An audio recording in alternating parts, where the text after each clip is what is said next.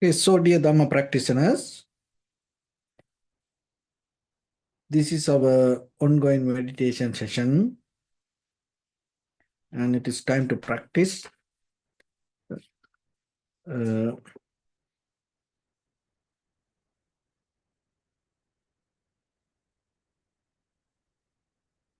bit meditation. So please settle down yourself, keep your back straight, neck head straight in one line, and I will get connected with our other students from online and then we're ready to start the session for today.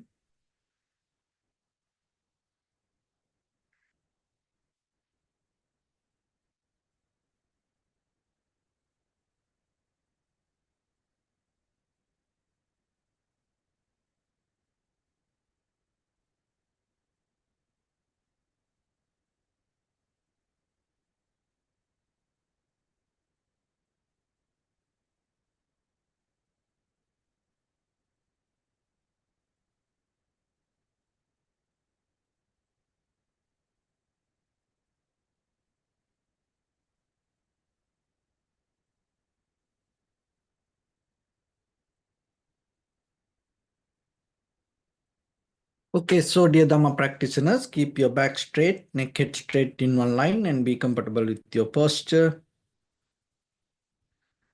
And gently close your eyes and bring attention to this bell sound. And while focusing to the sound, mentally relax your body, relax your mind, and relax your breathing with your thoughts. So do nothing extra.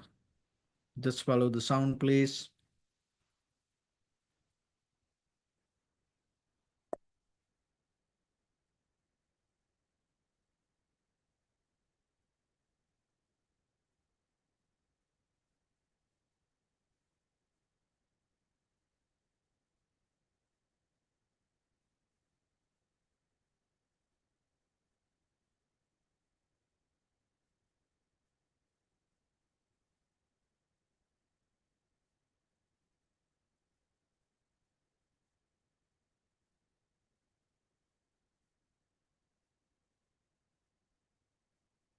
Namo tassa bhagavato arahato samma sambuddhassa. Namo tassa bhagavato arahato samma sambuddhassa. Namo tassa bhagavato arahato samma sambuddhassa. Homage to the Blessed One, the Exalted One, the fully enlightened One. So, dear Dhamma practitioners, before we start our practice session, let's take few minutes to understand why we have to practice meditation and what are the benefits that we can gain and how we can improve ourselves, our conventional life, and at the same time, how we can apply it to our spiritual development. So when it comes to our bodily, verbally, mentally actions, if that action become profitable to you, it always bring the good benefit while you are doing it and after do it, and even it not going to affect by the timing.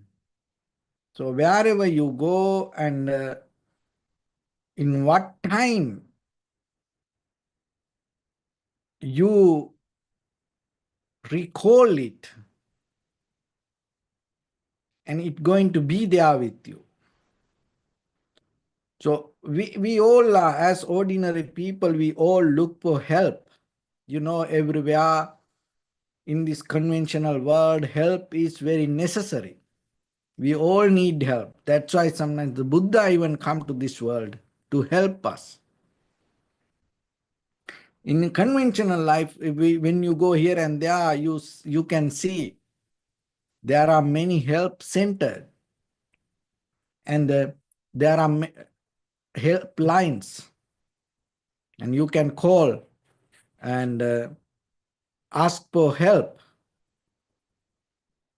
So, like that, when it comes to this help,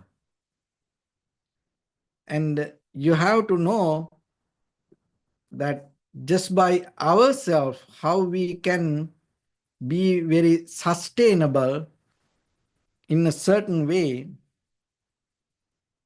without depending from this outside help. So spiritual practice is a kind of like a place that you can stand on it and deal with any situation when it comes to our day-to-day life.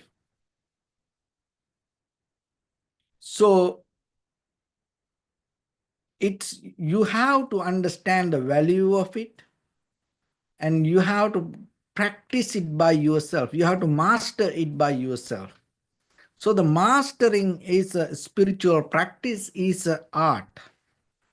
So it's not even the spiritual practice that whatever, anything, if you want to practice even the physically, there is an art for that. In that art, one of the thing is consistency. Keep doing it and have the faith, confident, and again and again and again, and at the same time having a disciplined mind, say no to a lot of other things. And we talk about letting go. It's a very big topic in the world. And sometimes when it comes to letting go, we kind of like thinking, resisting in our mind certain things. It's kind of like stay away from things itself. Because we have a nature to interfere with things, situations, moments, with ideas, actions, even just with thoughts. So can you stay without interfering to any situation? It's a skill. It's a kind of like a way, letting go. So if you try to resist something, then it creates a kind of like a struggle. Then by the time you get tired, and then you get angry. So kind of like just imagine you want to let go this, and you try to throw this, and you try to push this away, and you again and again. You can't destroy this. It's going to come back in a kind of like in a different way. Maybe you can cut it to pieces, but it's going to become something else then. And then maybe you burn it, then it become ashes, smoke, then it's going to come as something else. Then maybe you want to resist this, and you, with the anger, you cut it, you burn it, and then you start to see the smoke as a ghost come behind you. So then it is invisible, and you cannot get out of it. So that's the negative part of trying to resist. This is the misunderstanding or the wrong way people try to practice letting go. They try to push things away. You can't. What you can push it away? Nothing. So don't try to put your effort, put your energy to throw things away, or let kind of like push things away. Or don't have any struggle to fight with anything, believing you want to let go. The way to let go, let it be. Remember that. Don't interfere with it. Just imagine then, whatever around you, that if you are allowed that things to let it be. And you become free from it. So this inner behavior to interfere again and again create a struggle. So this spiritual practice will help you to little bit find the balance in you and allow you to keep that balance and be sustainable without getting help from the outside or depending from somebody or something. Just imagine yourself.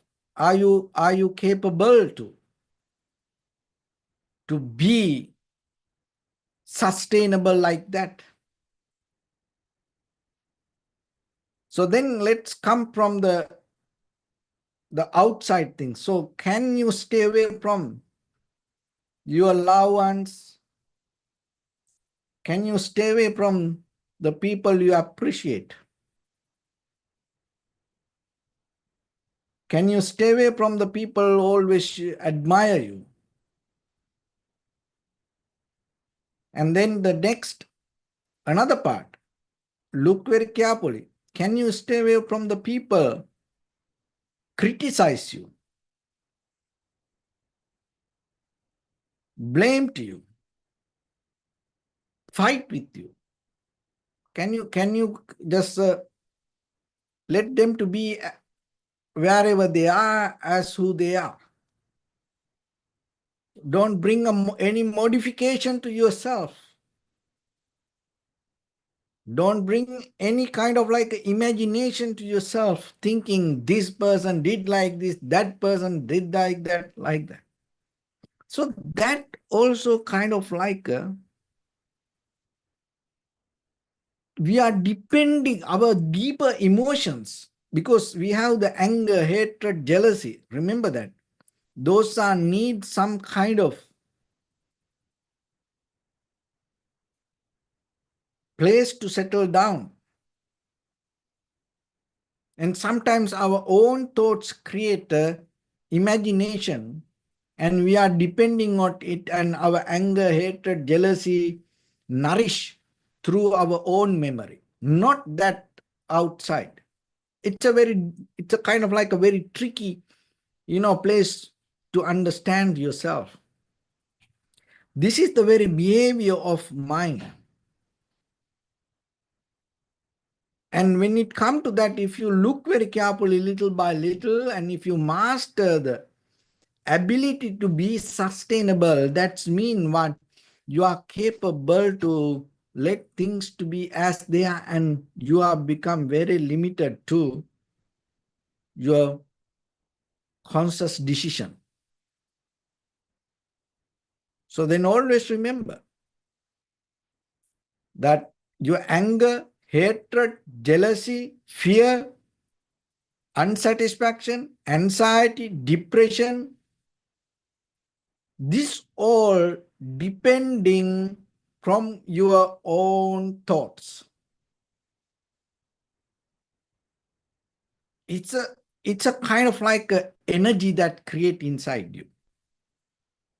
As you know, this when it come to this material, physical world, mental world, everything energy. So your happiness, satisfactions means what? Certain kind of energy. When you increase the energy, you are happy for a certain level. And if that the energy level go higher than ordinary level, then maybe you get crazy. So that also can happen. And when the energy level go down, that's kind of when it become lethargic, lazy, and then unhappiness. So these thoughts generate certain kind of energy. So then you have to understand, when you experience something in you, don't try to focus to outside world, or don't try to struggle with outside things or situations or people. Just be calm a little bit and relax a little bit and know yourself. It is a very condition of the thoughts. Because once you change your thoughts, that's going to change. So, when you become happy means you have a certain kind of satisfaction. That satisfaction means you have a certain kind of confidence. That confidence means you are capable to settle down. You are very sustainable. And that sustainable means you are anymore just imagine when the very pinnacle of happiness, you are not depending from anything. You become free from everything. Anything you take, where you want to drink cup of tea, and even in the tantric philosophy, that is the one of the major principle. You can practice it, even just a cup of tea. Just imagine sip of water. You have very thirsty, and you are if you start to think about the water, when you are thirsty, you can do anything to get a sip of water. When you want something, when you have a desire to drink a cup of tea or coffee or any kind of soda, if you start to keep thinking about it, what happens? The mind start to go to imagination. Through that imagination, you come to creation. And that creation itself can become. It always up and down. You are hungry. When you think about what to eat, your mind can be hell. Your life can be a hell. And even you go for the lunch or the dinner, and there is a menu in front of you, and you are so hungry, and if you start to think about looking at that menu itself can be a jigsaw puzzle, one of the most difficult jigsaw puzzle in the world. No? That's the nature of the mind. Understand, it is not you. Don't personalize it. This is the nature of the mind, because you have to first understand.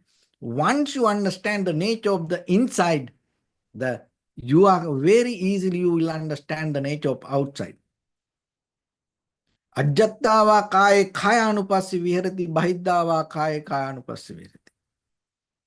So once you understand the world within yourself, you are capable to understand the world within outside.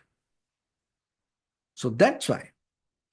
So what I was telling, how you can practice and understand something. When you start to think what to eat and what to drink and what to do, and you create through your imagination, you create the world.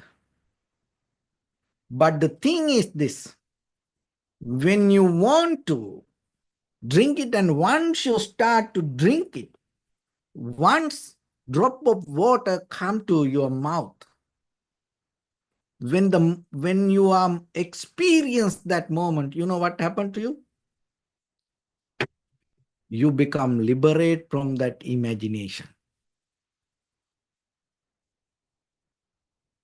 Experience through your senses, through your tongue, eyes, nose, ears, skin. When you experience something exactly to the 100%, or when you come to the very pinnacle of moment of experience, you can try it, because otherwise, just listening, you cannot understand this. You have to try it and you have to experience yourself. This is a kind of like an experiment. This is where you get the spiritual taste, because you have to have some kind of taste to practice. Otherwise, it make you kind of like a very dull, lethargic, lazy, kind of like a very low energy person, grumpy mood. No, because this experiment give you deeper understanding, a part that you never saw in your this body and mind. What happened? When it comes to the very pinnacle of moment of experience, you cannot, your imagination, you drop. It's a kind of like a moment of liberation, because this imagination is the key, take us to creation or the samsara. So once your mind liberate from imagination, that means that is where your present moment. Once you really connect to the present moment, your imagination drop. Then you become free. So that's where your experience, moment of experience, once you come to the very, very right level, even once you merge with the contact with your eye, ear, nose, tongue, body, mind, faculties, in that very moment, your imagination drop, and in that very moment, you become free from the desire to find the satisfaction. You have the, just imagine you are so thirsty. So try to understand this. That's why I'm trying to, again and again, try to tell it to understand. So you can apply it to your eye, ear, nose, tongue, body, mind, or any desire in your life. Okay. So if you don't drink the water, you can travel from here to the other side of the world looking for water. Keep running here and there, and you can do many things. You can do many harm to other people. You can, kill people. You can destroy things to get that what you want. That's what we do. But the thing is, once you come to the very moment of experience, what happened? It dropped the desire to find the satisfaction. Once the drop of water, sip of water, touch the thirsty, quench the thirsty, in that very moment, you become free from the desire to look for water. Anything. Then just imagine, when you want to look something, when you want to see something, once you come to exactly to that moment, your desire go away. That is where the satisfaction comes. Ear the same, the skin the same, contact. Once you look for the contact, physical contact, and just look, looking for a partner, where the people go here and they are crazy, and half of their life they spend so much energy, money, that everything they spend, look for a partner.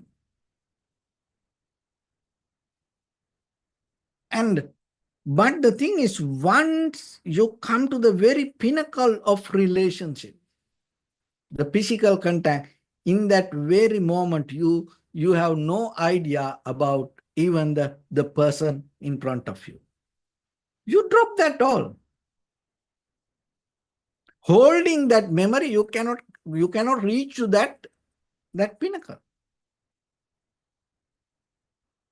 So that is why it say, your happiness means emptiness. When you really become, look yourself, when you really become happy in that very moment, it's empty. with something next to your happiness, you cannot be happy. This is a different way, different angle to look how you can achieve this spiritual happiness. Because in the conventional level, our happiness always depending from something. We think when we have something, we can be happy.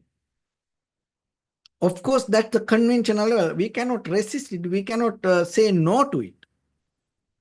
But the thing is, it can take you to certain level. But what happened in the very end, very edge of the relationship or the contact, once everything complete from the outside, and when once the experience come from the inside, in that very moment you are disconnect from everything from outside.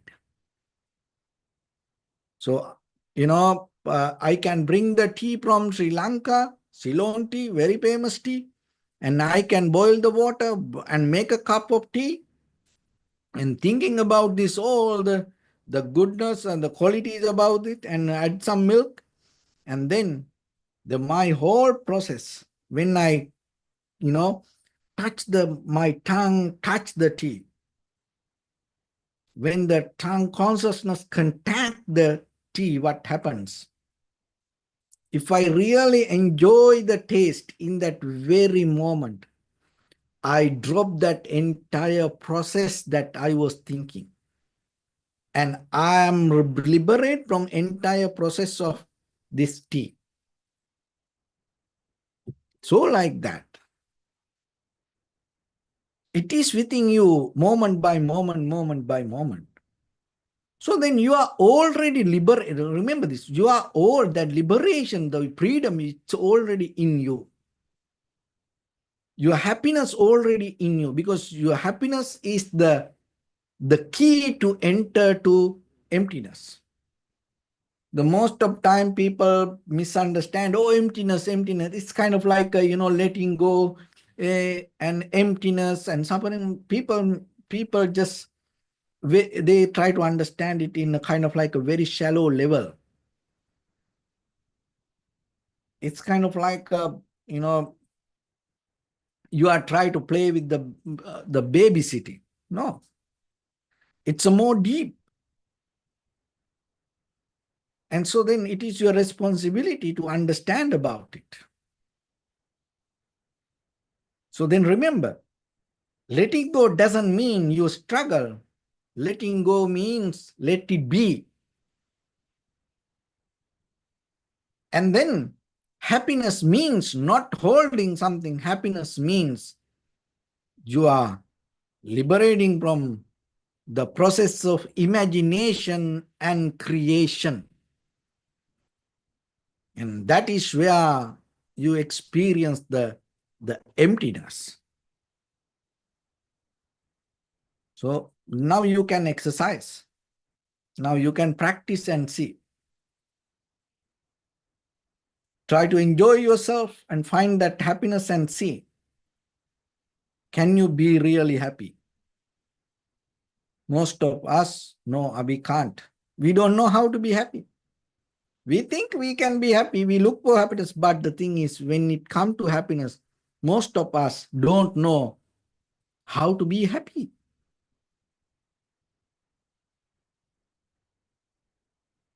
That's the thing. I give us a very simple example. Every day, you do your hair, you do your makeup, and certain time period you can do your nails, and sometimes you can, make your costumes, your cloth, your garments, but you don't know really how to do it 100%. You know how to survive. Just imagine if you are the world best hairdresser, if it is so, when a very special occasion come, You not go to another person. And you're not asking help from another person to do your makeup. Like, when it comes to special, like when you go for a wedding or party, any graduation, or kind of like a situation, people go to salon and they get the help from others, even wearing a sari or wearing a suit. They don't know sometimes how to do. They need the help from somebody else. Why? Even though we know how to do it in a certain level, we don't know how to do it 100% perfect. The same thing with happiness. You look for happiness, not in this very lifetime. Remember, in the sansaric journey, you keep looking for happiness, happiness, happiness. I want to be happy. I want to be happy. A lot of people try to be happy. Every day, everywhere, everybody look for happiness and satisfaction. Look that you spend so much money, energy, time, and you create certain, environment, people to be happy. But what happened most of the time? People fail to get the best out of that. And the most of the happy moments end with unhappy situations. Why? Because we don't know how to be happy. We don't know how to enjoy in a very conventional level. So then apply the same understanding to your spiritual level. Take that understanding to your next level for your spiritual success. What is that? That's mean when you become really happy, your mind come to certain freedom. Your mind not depending from outside. It's very sustainable. In that sustainable mind, you have only emptiness. Because the mind cannot be happy depending on thoughts. Mind cannot be happy depending on any kind of forms. Mind cannot be happy depending on any kind of names. Of course, the car, it helps us to take us from one place to another place. It helps us to, facilitate the transportation. But the car we have to leave next to the house. We cannot take, we can just bring it to the garage. That's it. You cannot take it to your bedroom. You cannot take it to the living room. Same like we can bring the world to this much, this much, this much closer. But from this place to inside, you cannot take anything from this world. Beyond this, the outside layer of your eye, you cannot take anything. Only you can take whatever the sound to the very, very, very next to your ear. You can bring anything to whatever the food, only to the tip of your tongue. Any aroma you can bring only itself to the tip of your nose. Any relationship, any person, any partner, remember this. You can take only to this skin level. That's it. Beyond that, you cannot take them. Beyond that, your mind deal with your own imagination. That is where the world become crazy. So then remember, you think you are enjoying the world. No, you are enjoying your imagination, you enjoy your memory, you enjoy your mind, you enjoy your names and forms, not the world. Of course, the world ignite that. We need that. This is the process. This is not about a right or no. This is the very nature. This is what happening within us. This is the inbuilt system. So then what you need to do, just understand it. Just understand it. And then that understanding will guide you moment by moment, moment by moment. Because whenever whatever happens, you know, it is not outside world. It is, of course, there is something, but that whatever happened in the outside world, not what you experience, it is something else. So just imagine we came for a very long journey. And even we don't know how long we came in this journey looking for happiness and satisfaction. So meditation is a kind of like, when you practice meditation, it's kind of like you stop when you drive kind of like a long distance. You stop for gas. So when you go to the gas station, you can see there is a water with that rubber to clean the windscreen. Why is that?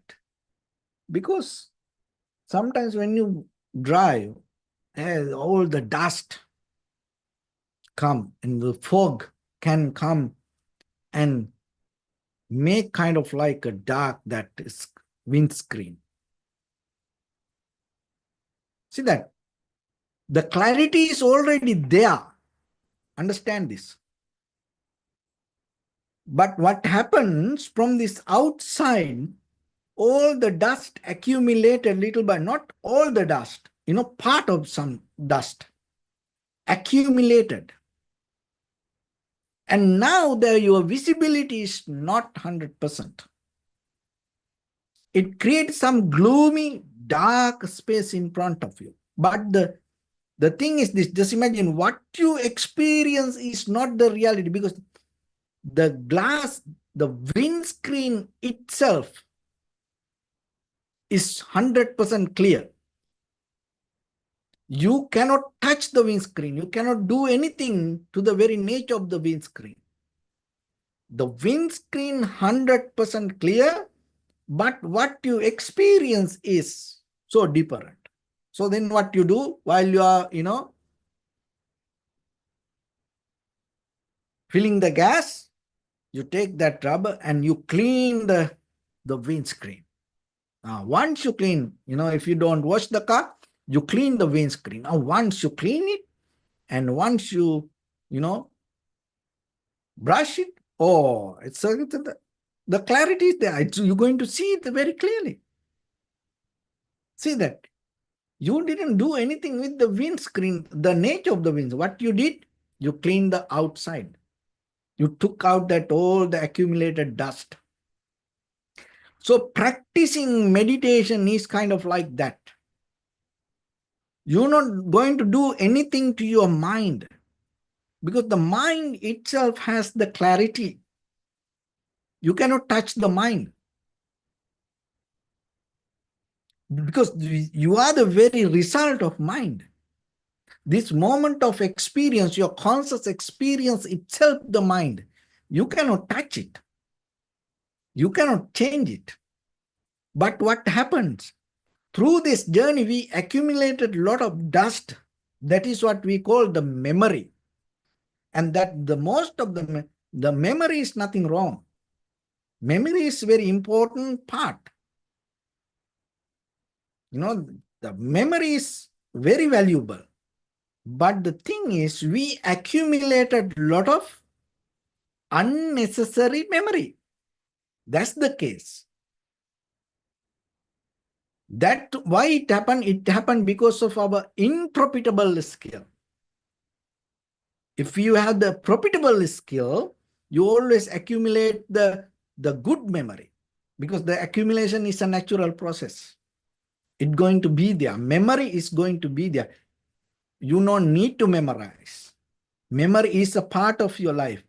Our life itself become like this because of the memory. We are itself the memory. You don't need especially to memorize. It's already there. So as you know we have a physical memory, and even the bloodline, we have the memory in our blood. And as you know, the DNA, it has a memory. It's not you consciously, oh, I want to memorize it. No. Even just imagine your urine itself have the memory, and all this, the head to toes, entire physical things have the memory. Even just a piece of hair, very tiny part of your skin, your saliva, memory. This everything memory. So you don't need to specially memorize. But the problem is this, that we hold unnecessary things to us, and most of our memory is not kind of like valuable to us, not profitable to us. So practicing meditation means what? The very first level, we have to slowly clean this and allow mind to accumulate the good memory. So when it comes to the meaning of the meditation, and it's called the sati. The sati, one of the meaning of the sati means the sati is the Pali word. The sati means the memory. So your mindful means you know it. It's kind of like recollecting, remembering. And another way, the sati itself is the kind of like, the instructions. For the sati, another one, that what you know is you do, that is what your dharma. So the dharma also we call the sati. And the teachings also we call sati. Why the teaching we call sati? Because once you know this is right, this is wrong, this is good, this is bad, you remember that.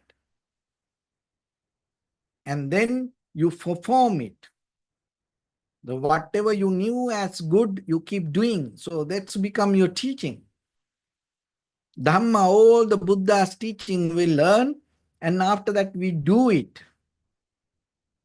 To do it, you have to memorize it. So then when it comes to meditation, you have to remember that your imagination, your creation, detach you from the reality. So then, the very moment of experience, you be with it. When the mind go here and there, you are practicing meditation, you are observing the inhalation, exhalation, and you be with it. So you memorize that what you are doing. You don't forget it. So otherwise, you start to practice meditation, and after a while, your mind somewhere else, whatever happened yesterday, or what you're going to do tomorrow, or then the mind come in the rumination. So that is out of memory. Why? Because you forget that what you keep doing. Recollecting means that your actions, that whatever you have done, you know what you have done. That gives you a confidence. Remembering give you a confidence. It's not never going to take you to any doubt. And if you know the instructions, then that's why every day we have to tell, observe the inhalation, exhalation in front of your nose and upper lip area. Don't interfere with the breathing. Allow your inhalations, exhalations happen itself. So that's instructions. But the thing is, you forget it. And you sit like this little bit, and then by the time you start to do, consciously you start to breathing. See that you forget the instructions. So what are the instructions? So allow your inhalations, exhalations happen as it is, but you forget it. And then when it comes to keep your back straight, neck head straight in one line, shoulder back. And then by the time what happened? Little by little, little by little, you crooked. You forget it. And Dharma. And you know what is right, what is wrong, what is good, what is not good, what is profitable, what is unprofitable. But sometimes situations come. The inner current overtake that what you know. Teaching whatever you learn, you forget. So the sati means then 24/7, you know what you experience. More than the outside imagination, you have the introspection to see what you experience. When you do that, what happens? Just imagine you are in the middle of the ocean. From the far away, when you see the land, you're not going to see the beach, sand. You see the mountains or big rocks or the trees or kind of like that. From far away, you cannot see the very particle of sand. But it's there. But the land and the sea merge most of time with the sand at the beach. It's smooth, very comfortable, shiny, clean, beautiful. But what happens when you come closer, closer, closer, closer to the land from the ocean? What happened? What you're going to see? That from far away, whatever you saw, and it going to that vision is going to become, that landscape going to become more clear, more details. Just the mountain, maybe you saw the blue, the green, or with the clouds, or kind of like, but now you come closer, closer, closer to the land, and now you see the details. And once you come to the beach, and now you see this dusty sand, shiny particles.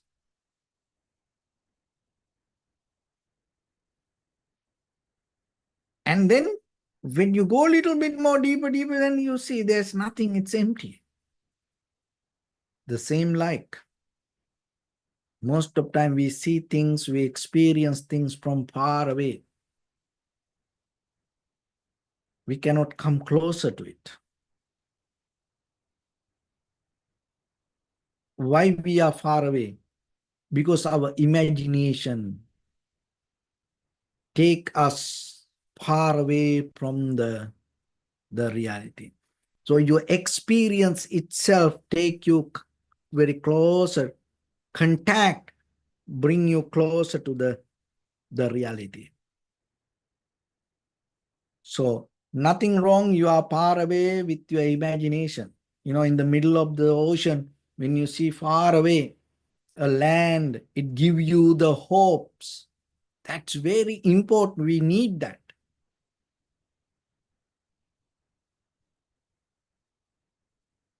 That hopes bring us to the land. So like that, always remember, imagination is nothing wrong with that. But keep going forward, keep going towards the land. Master yourself and practice little by little, little by little. Don't stuck on the middle of the land. Just be with hopes. Only just enjoy the landscape far away. No, come closer. Experience it. Observe the contact and reality. See what you experience. And then you will see in the pinnacle of your experience, it's emptiness. There is nothing else. So with that, let's get into practice a little bit now. Your right palm on your left and neck get straight in one line and be comfortable with your posture. So bring attention to your body and scan head to toes yourself and say Sopatveva, oh, may I be well and happy 3 times.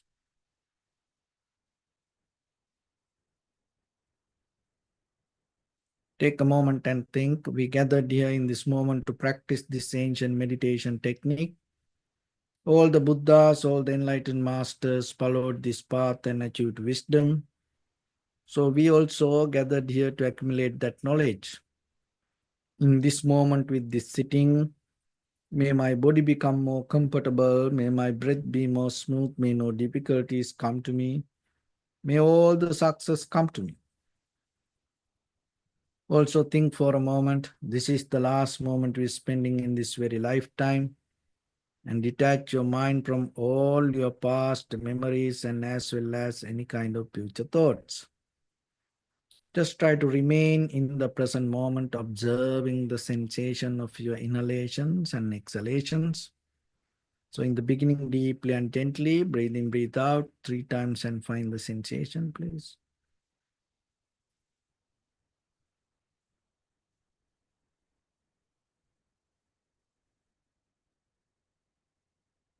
And allow your inhalations, exhalations happen as it is. Do nothing extra.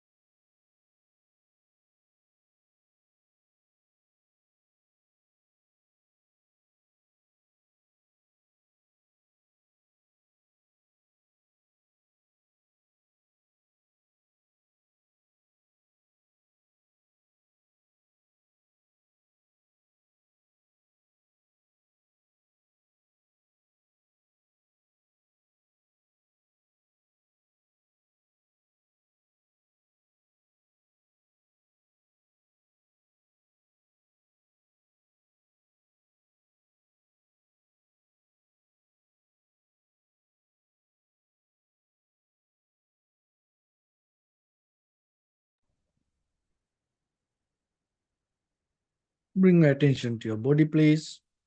Observe your posture.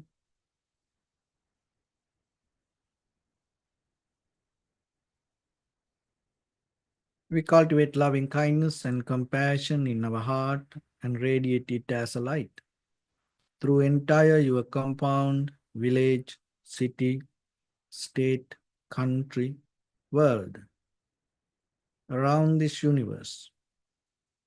Also as far as you can through galaxies, other planets, stars. Reminding yourself like this. With clear intention, mentally repeat after me. May all living beings in this universe be well and happy.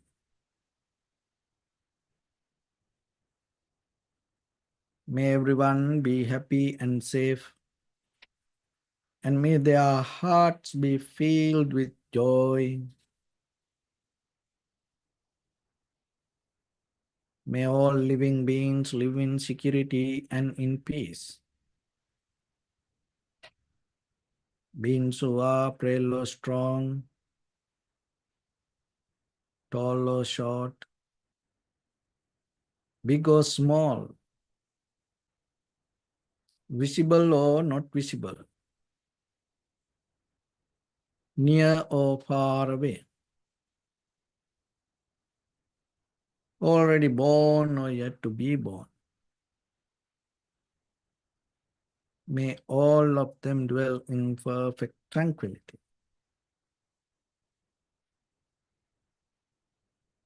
Let no one do harm to anyone. Let no one put the life of anyone in danger. Let no one out of anger or ill will wish anyone any harm. Expand the loving kindness and compassion beginning from your heart forward. Visualize yourself and send it as a light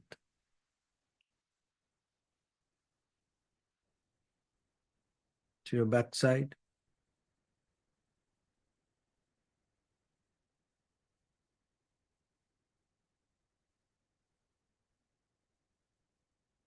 to your left side,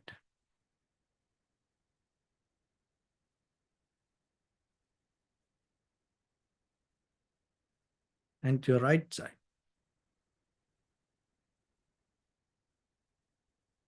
Downward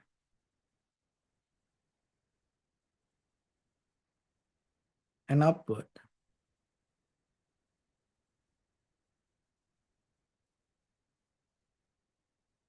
To all six directions at once.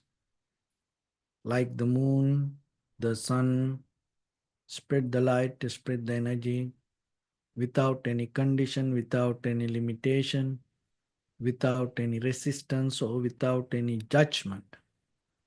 Let your heart to shine with the loving kindness and compassion from the bottom of it, with the maximum effort to the highest, wishing yourself, may all living beings in this universe be well and happy.